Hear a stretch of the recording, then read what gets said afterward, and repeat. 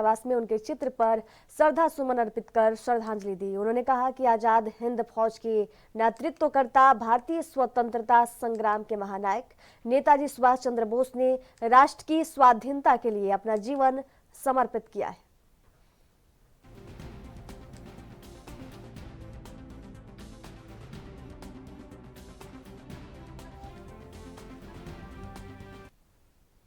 अयोध्या राम मंदिर में प्राण प्रतिष्ठा की गई। वहीं श्रीनगर गढ़वाल में भी उत्तराखंड स्वास्थ्य मंत्री के नेतृत्व में श्रीनगर बाजार के मुख्य मार्गों पर भव्य रैली का आयोजन किया गया। आयोजन में श्री राम भजनों के साथ जय श्री राम के नारे भी लगाते हुए दिखाई दिए। साथ ही डॉक्टर धन सिंह रावत ने उस समय का भी जिक्र किया जब राम का नाम लेने पर पुलिस राम नाम लेने वाले को पकड़कर जेल भेज दिया करती थी। उस समय और आज के समय को याद करते हुए मंत्री ने आज के समय को बेहद सुखद बताया। डॉक्टर धन सिंह रावत ने अपनी धर्मपत्नी दीपा रावत के साथ श्री राम और हनुमान जी की आरती कर सभी राम भक्तों का आभार भी जताया।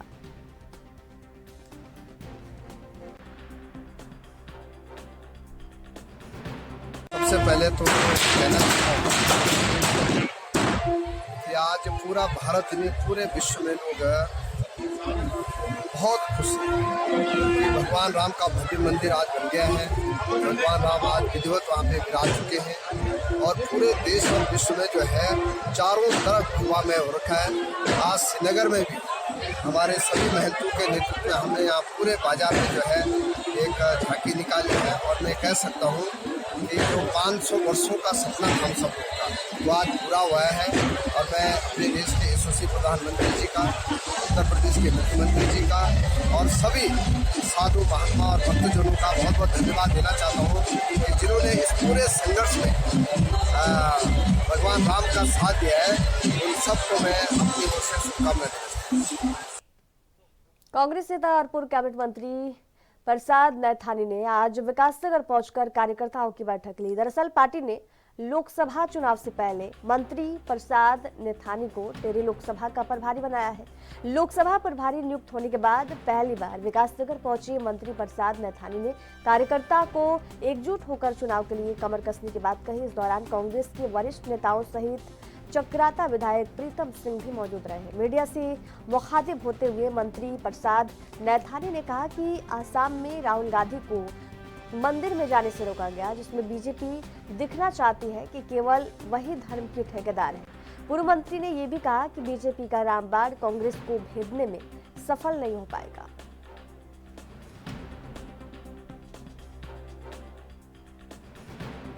चलाती है कांग्रेस जो है फूलों से बात करती है। बीजेपी का जो रामबाण जो आप कह रहे हैं ये उनके दृष्टि से होगा।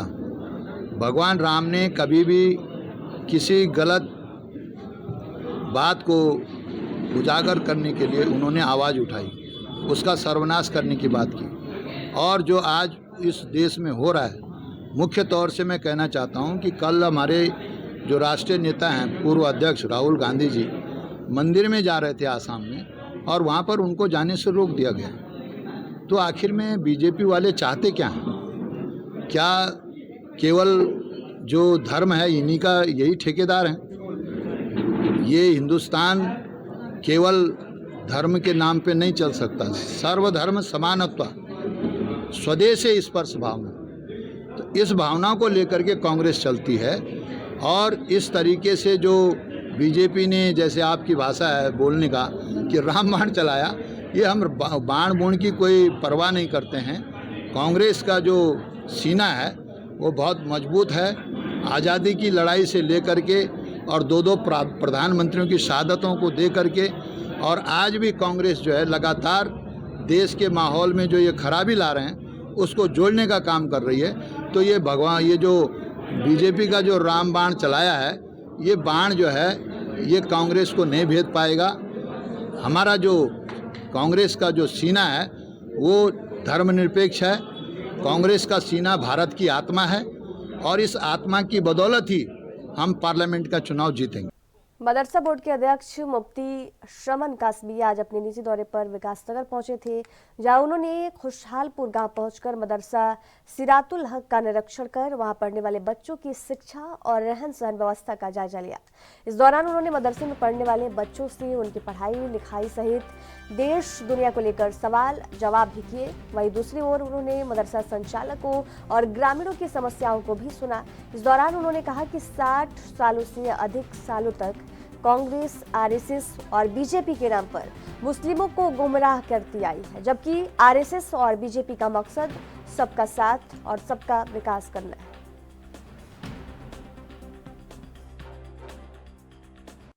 निकले हैं, मदरसे में भी आए हैं, क्या कुछ रहा क्षेत्र में? नहीं, देखिए, मदरसा बोर्ड की ये मुसलसल कोशिश है कि जो बच्चे हैं मुसलमानों के, गरीब तबकों के बच्चे मदरसों में आते हैं। हमारे माननीय मुख्यमंत्री श्री पुष्कर सिंह धामी जी ये चाहते हैं कि ये बच्चे भी मुख्य धारा में जुड़ कर के समाज का हिस्सा बने और ये इंजीनियर भी बने, डॉक्टर भी बने। तो माननीय मुख्यमंत्री जी हमारे इसके लिए बहुत संवेदनशील हैं और वो अन्य पाठशालाओं में और मदरसों में कोई फ़र्क नहीं करते हैं। तो उसी के अंतर्गत हम अपने क्षेत्र में जो है ये भ्रमण भी कर रहे हैं और उनकी समस्याओं को भी जान रहे हैं। हम ये भी देख रहे हैं कि बच्चों को कोई परेशानी तो नहीं है, इनकी हेल्थ वगैरह ये सारी जितने भी हमारे मानक हैं उसके हिसाब से हमने मदरसा संचालकों से ये हम कहते भी हैं कि भाई बच्चों का भी ध्यान रखिए और इनकी एजुकेशन का भी। और दूसरे एक ये है कि जैसे अभी बहुत मैं ये बात कहूँ कि हमारे प्रदेश के अंदर जो हमारे मुख्यमंत्री जी हैं वो बहुत संवेदनशील व्यक्ति हैं। अभी आपने देखा पिछले दिनों टनल के अंदर मजदूर फंस गए थे, कितने गरीबों की परवाह करते हैं, सारी ताकत लगा करके माननीय मुख्यमंत्री जी ने उन्हें निकाला और उन्हें 41 परिवारों को नई ज़िंदगी दी।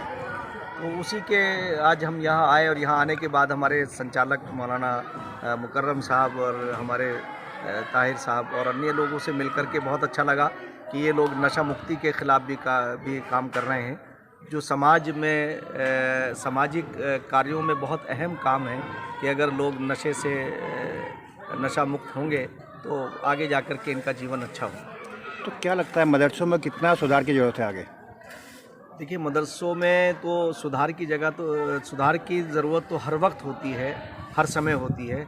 मैं समझता हूँ कि अब मदरसे मुख्य धारा से जुड़ कर के ये भी राष्ट्र की सेवा करेंगे। जब यहाँ से हमारे बच्चे निकल के इंजीनियर बनेंगे, डॉक्टर बनेंगे, आईएएस और आईपीएस बनेंगे, तो मुख्य धारा में जुड़ कर के जैसे हमारे 40-50 बच्चे हर साल जो हैं मुसलमानों के वो मुख्य धारा से जुड़ रहे हैं और वो आईएएस और आईपीएस, पीसीएस का जो एग्ज़ाम है वो सब क्लियर कर रहे हैं, यूपीएससी। तो मैं समझता हूँ कि ये सरकार का बहुत अच्छा कदम है और सरकार मुसलमानों को में बगैर किसी भेदभाव के उनके कल्याण के लिए काम कर रही है। माननीय प्रधानमंत्री श्री नरेंद्र मोदी जी सबका साथ, सबका विकास, सबका विश्वास और सबका प्रयास, मैं समझता हूं कि इसमें कहीं भी कोई भेदभाव नहीं हो रहा है। माननीय मुख्यमंत्री जी उनके नेतृत्व में उत्तराखंड राज्य जो है वो एक आदर्श राज्य की तरफ बढ़ रहा है और मुझे आशा है कि मुसलमान भी उस विकास का हिस्सा बनेंगे और एक दिन ऐसा आएगा कि यहाँ ये स्टेट उत्तराखंड राज्य जो बहुत अहम राज्य है, मैं समझता हूँ कि मुसलमानों का एक बहुत। आगामी लोकसभा चुनाव को लेकर कांग्रेस पार्टी प्रत्येक बूथ पर 10 परिवारों से संपर्क साधेगी। इसके लिए हर बूथ स्तर पर संपर्क अभियान चलाया जाएगा, जिसमें ब्लॉक और मंडल स्तर के कार्यकर्ताओं को अभियान की जिम्मेदारी दी जाएगी। लोकसभा चुनाव को लेकर कांग्रेस ने बूथ को मजबूत करने की रणनीति बनाई है, जिसमें बूथ पर 10 परिवारों को पार्टी से जोड़ा जाएगा। साथ ही केंद्र में राज्य में बीजेपी सरकार की नीतियों के खिलाफ बेरोजगारी, महंगाई मुद्दों को लेकर कार्यकर्ता लोगों से संपर्क करेंगे। कांग्रेस के संगठन उपाध्यक्ष मथुरा दत्त जोशी ने बताया कि लोकसभा चुनाव के लिए पार्टी बूथ को मजबूत करेगी। इसके लिए जल्द ही बूथ स्तर पर संपर्क अभियान चलाया जाएगा। इस अभियान में ब्लॉक में मंडल स्तर के कार्यकर्ता बूथों में जाकर लोगों से संपर्क साधेंगे।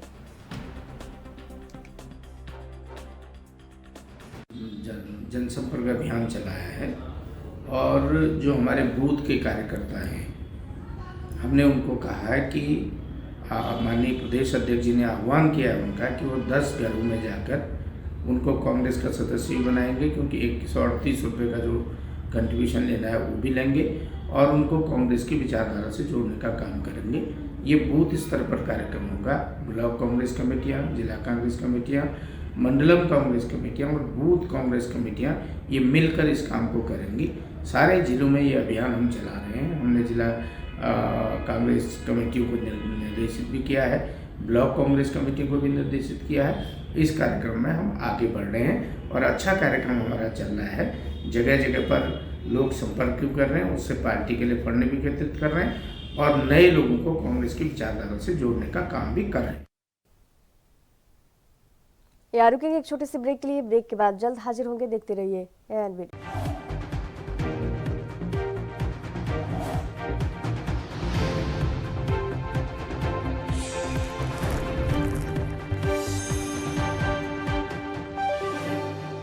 ब्रेक के बाद एक बार फिर से आप सभी का स्वागत है। बढ़ेगा अगली खबर की ओर। 2024 के लोकसभा चुनाव से पहले इंडिया गठबंधन ने अपनी तैयारियां तेज कर दी है। इसी कड़ी में कांग्रेस मुख्यालय देहरादून में आज इंडिया गठबंधन में जुड़े हुए तमाम विपक्षी दलों के नेताओं की बैठक हुई। कांग्रेस प्रदेश अध्यक्ष करण माहरा के नेतृत्व में हुई इस बैठक में तमाम मुद्दों पर चर्चा चल रही है। बैठक में समाजवादी पार्टी, सीपीएम, भाकपा माले, उत्तराखंड महिला मंच, समाजवादी पार्टी के साथ ही तमाम सामाजिक संगठन से जुड़े प्रतिनिधि इस बैठक में उपस्थित हैं। बैठक में 2024 के इलेक्शन पर चर्चा की जा रही है। साथ ही तमाम जनहित से जुड़े मुद्दों को लेकर भी बैठक में चर्चा की जा रही है। कांग्रेस प्रदेश अध्यक्ष करण माहरा समेत तमाम विपक्षी दलों के नेताओं ने 2024 के चुनाव में बीजेपी को सबक सिखाने का दावा कर रही है।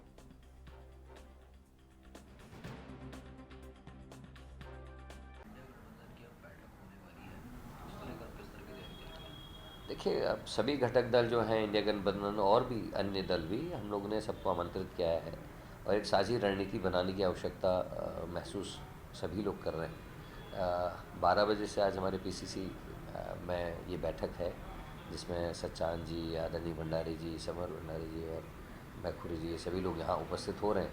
तो उम्मीद है कि अच्छी बैठक रहेगी और जो सुझाव साथियों के हमको मिलेंगे उसमें अमल करेंगे, उस पर आगे बढ़ने का काम करेंगे। एजेंडा इस बैठक का रहने वाला है और क्या आपको लगता है कि इंडिया गठबंधन मोदी जी को टक्कर दे पाने में सक्षम है? देखिए, देश के सामने बहुत बड़ी चुनौती है और इंडिया गठबंधन के घटक दलों का मुख्य लक्ष्य है देश के लोकतंत्र को, देश के संविधान को बचाना। और उत्तराखंड में भी आज यहाँ पर उत्तराखंड में जो इंडिया गठबंधन के घटक दल हैं, कुछ और संस्थाएं, उनके साथ आज यहाँ पर बैठक होगी और बैठक में जो हमारा मुख्य लक्ष्य है कि वो रणनीति बनाएंगे जिस तरीके से हम उत्तराखंड में भी, देश में तो विदाई मोदी जी की हो रही है, माननीय राष्ट्रीय अध्यक्ष समाजवादी पार्टी के अखिलेश यादव जी ने, उन्होंने संकल्प लिया है और वहां पर पीडीए यात्रा प्रारंभ हो गई है, 26 तारीख के हो रही है और सभी लोकसभा क्षेत्रों में जाकर के पिछड़े दलित, अल्पसंख्यक, आदिवासियों को हमें जगाना है कि देश हित में, युवाओं के हित में हमको भारतीय जनता पार्टी से छुटकारा पाना है। आज यहाँ हम लोग बैठक कर रहे हैं और जो भी निष्कर्ष होगा आपको बताया जाएगा। है क्या किस मुद्दे पर चर्चा? नहीं, प्रमुख एजेंडा यह है कि जो देश के सामने एक बड़ा संकट हो गया है, जिस तरीके से धर्म का इस्तेमाल राजनीति में किया जा रहा है, बेरोजगारी, महंगाई और जो सामाजिक गैर बराबरी है उसको अनदेखा किया जा रहा है और देश के अंदर सांप्रदायिक ध्रुवीकरण के सारी समस्याओं पर लीपापोती की जा रही है। इसको लेकर गहरी चिंता है। जो इंडिया पार्टी के 28 पार्टियां हैं, वो सब एकजुट होकर इससे कैसे संघर्ष करें, इसको लेकर चिंतित है और उसके लिए लगातार प्रयास चल रहा है। और आज उत्तराखंड की भी जो तमाम विपक्षी पार्टियां हैं, हम साथ बैठ रहे हैं और निश्चित तौर पर उत्तराखंड में भी एक वायबल, प्रभावशाली विकल्प खड़ा करने का प्रयास हम। जनपद उधम सिंह नगर के सीमांत खटीमा में उत्तराखंड महामंत्री पुष्कर सिंह धामी के गांव नगला तराई स्थित रामलीला ग्राउंड में आदर्श रामलीला कमेटी के अध्यक्ष दान सिंह धामी के नेतृत्व में श्री राम लला प्रतिष्ठा के अवसर पर भव्य कार्यक्रम का आयोजन किया गया। इस दौरान रामलीला ग्राउंड में विधिवत महा हवन यज्ञ और पूजा अर्चना की गई। वहीं भारी संख्या में श्रद्धालु महिलाओं, पुरुषों, बच्चों तथा क्षेत्र के गणमान्य व्यक्तियों ने विभिन्न मार्गों पर जय श्री राम के नारे लगाते हुए शोभा कलश यात्रा भी निकाला। श्री राम लला की प्राण प्रतिष्ठा के इस ऐतिहासिक अवसर पर मुख्यमंत्री धामी के गांव में खासा उत्साह और उमंग दिखाई दिया।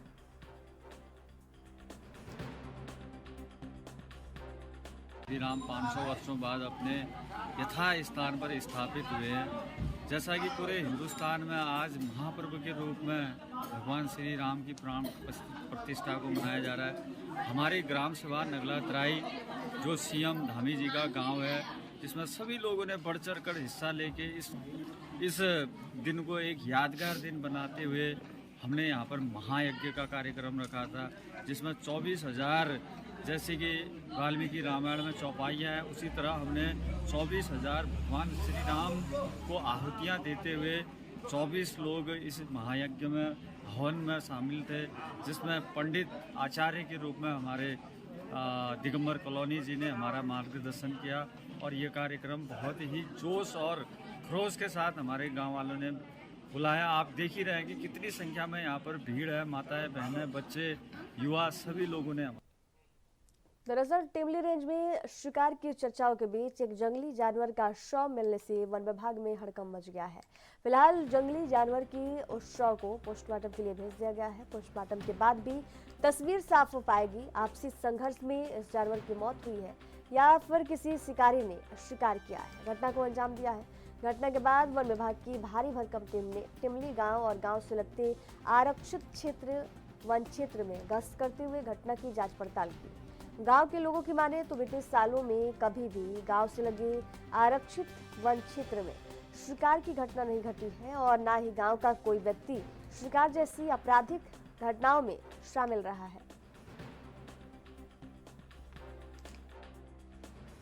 लगभग हमको भी 30-35 साल हो गए, हमने तो कभी रात में फायरिंग की आवाज़ सुनी नहीं।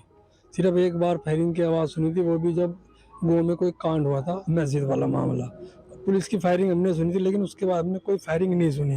लेकिन जो ये मामला इन्होंने चलाया है, ये बेबुनियाद मामला है। इसके बारे में चाहे पूरे गाँव में आप किसी न किसी सबसे पूछ सकते हैं, लेकिन ये गलत मामला उठाया उन्होंने।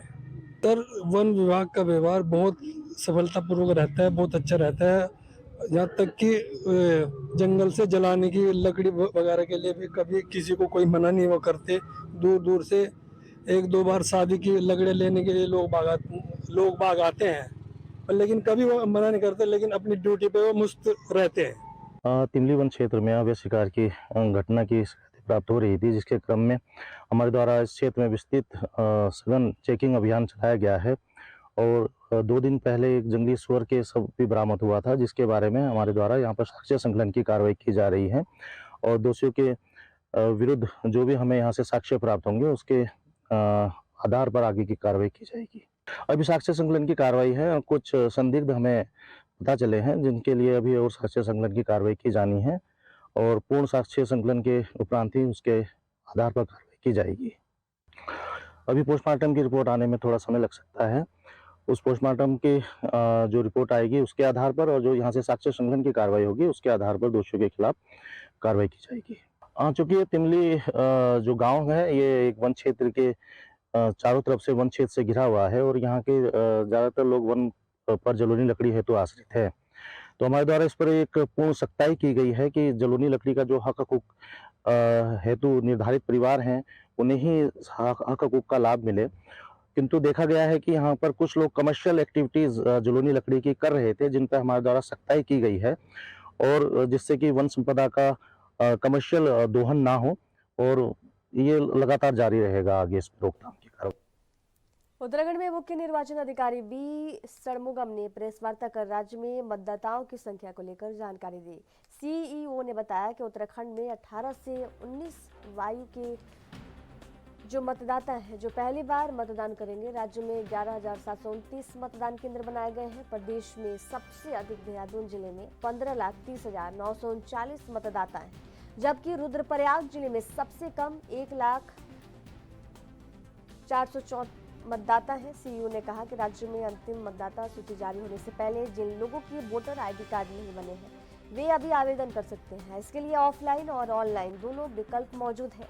मुख्य निर्वाचन अधिकारी ने कहा कि मतदाता बनने की प्रक्रिया चलती रहेगी। जो छूट गए हैं वे मतदाता बनने के लिए बीएलओ, एसडीएम, डीएम कार्यालय या ऑनलाइन आवेदन कर सकते हैं। ट्रांसजेंडर को बैठकों के माध्यम से मतदाता बनाने के लिए जागरूक किया जाता है, उनको भी आगे आना चाहिए।